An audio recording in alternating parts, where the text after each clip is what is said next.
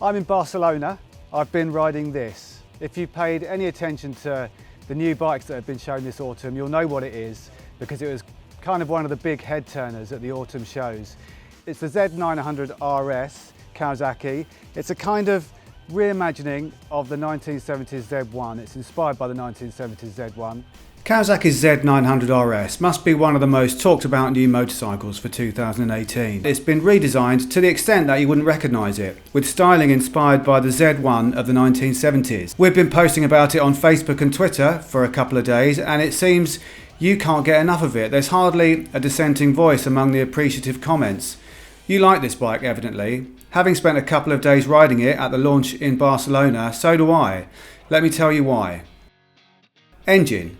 It's a 948cc inline-4 from the Z900, but detuned. Instead of 125 horsepower, it now makes a claimed 111 horsepower, while peak torque is down very slightly from 72.7 pound-foot to 72.6 pound-foot. And it makes those peaks lower in the range. Power at 8,500 instead of 9,500 RPM, and torque at 6,500 instead of 7,700. What you get in return for those sacrificed 14 horses is an engine that pulls more strongly below 7,000 RPM according to Kawasaki, and that seems to be the case with lots of immediate torque on opening the throttle.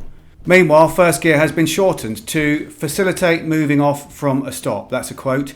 It definitely does that, bearing in mind the Z900 already has an engine tuned for good low to mid-range torque. The Z900 RS initially feels quite aggressive in first gear, taking a little bit of wrist recalibration to adjust to the acceleration unleashed by a small turn. Even in third, it pulls enthusiastically from about 2,000 RPM, making for a healthy muscle bike feel. The initial throttle response is ever so slightly on-off though. When you try to hold a constant low throttle through a corner, there's a tendency for it to shut off and then reopen with a jerk.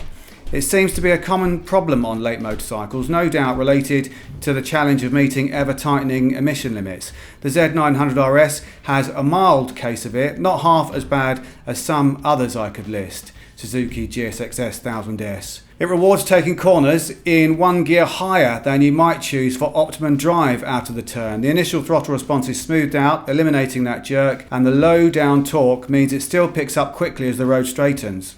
There's a good top end too, as you would expect from an inline 4, as it surges linearly to its peak at 8,500 and beyond towards the 10,000 RPM red line. Kawasaki says it's got the first exhaust system they've ever tuned specifically to make it sound good. It does sound good. It wouldn't make you think, wow, that's been tuned specifically to sound good.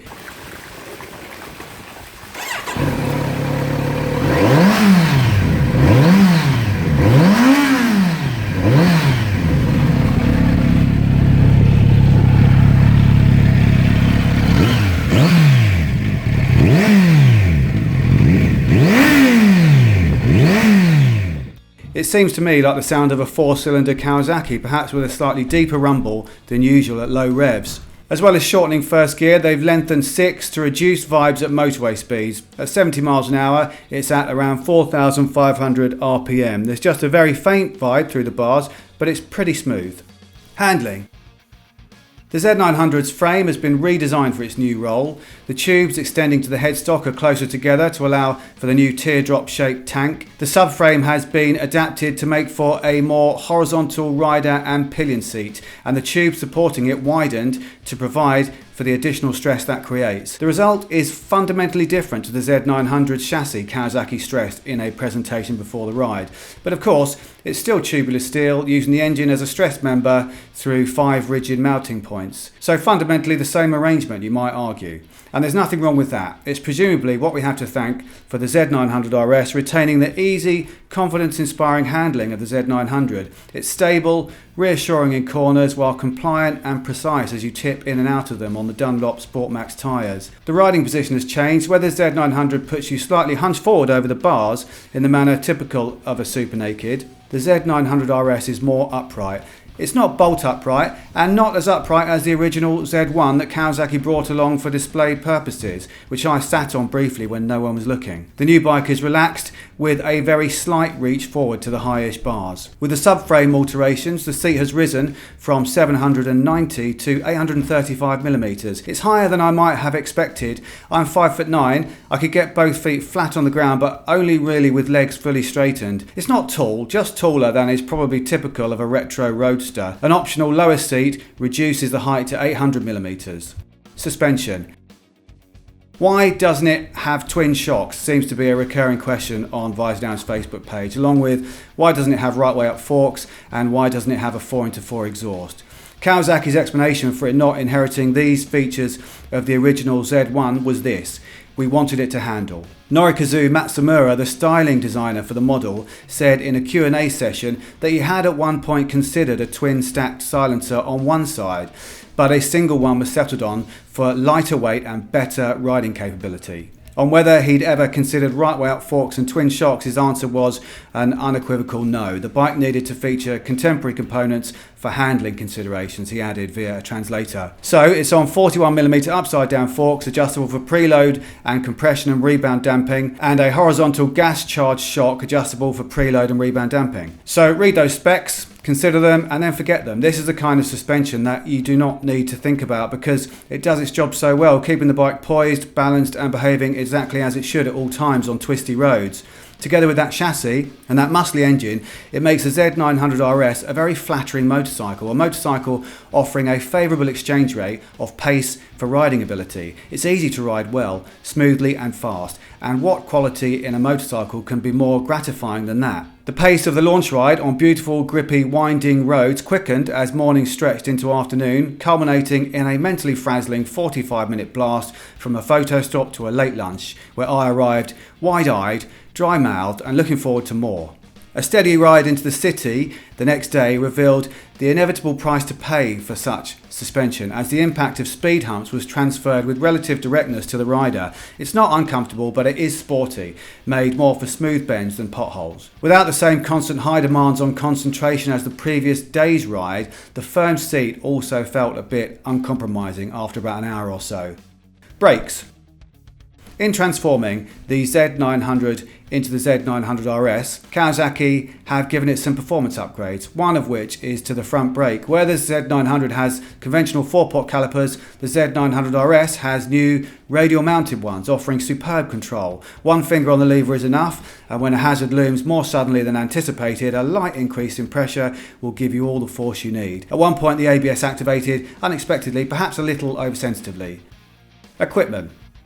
The second performance upgrade is to rider aids. Where the Z900 doesn't really have any aside from ABS, the Z900RS has gained traction control with 2 alternative levels of intervention plus the option to switch it off. Like the Z900, it's got an assist and slipper clutch for a lighter lever and reduced torque on downshifts. The clocks could be called basic, and that's exactly their appeal. Glancing down from the saddle, you could for a moment believe you're on a 1973 Z1 as you see the delicious orange and brown tank, chrome handlebar, round mirrors and those 2 big dials with white numbers on black. Even the font of those digits is the same as those of the Z1, Kawasaki boasted. A close inspection reveals they're similar but not quite identical. The originals are slightly taller and narrower. The digital display between the 2 clocks looks like a bit of a continuity error but gives you that information expected of a new motorcycle, including a gear indicator and average fuel consumption, which was 46 miles per gallon after day 1's blast and 54 miles per gallon after day 2's jaunt into the city.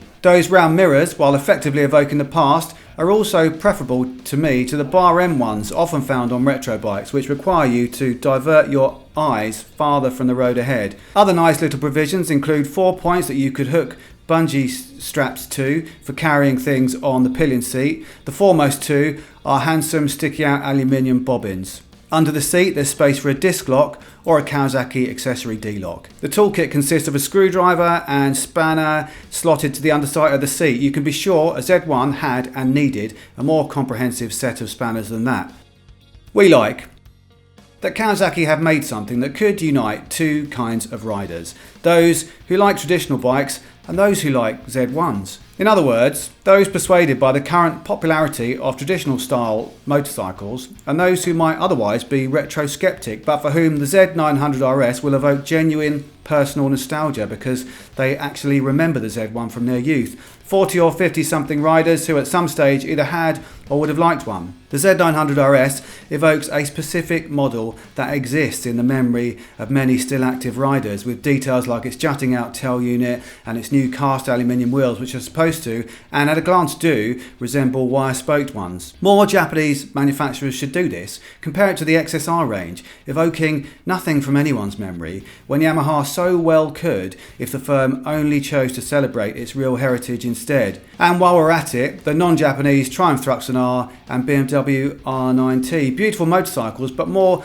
inspired by a notional bike of the past than a specific model. We don't like.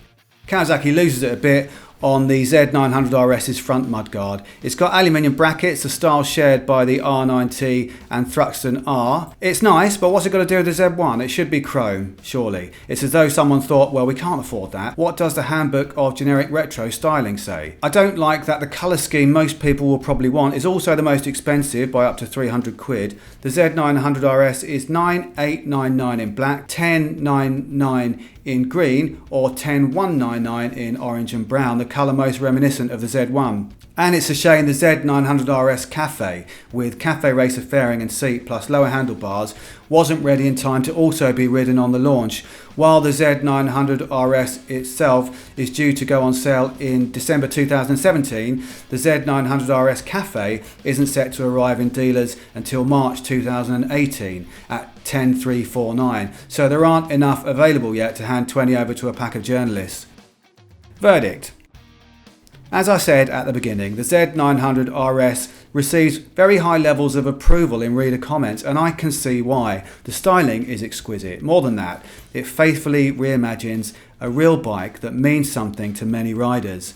If you're one of those riders to whom it evidently appeals, I have some good news. The Z900RS is as rewarding to ride as it is to look at.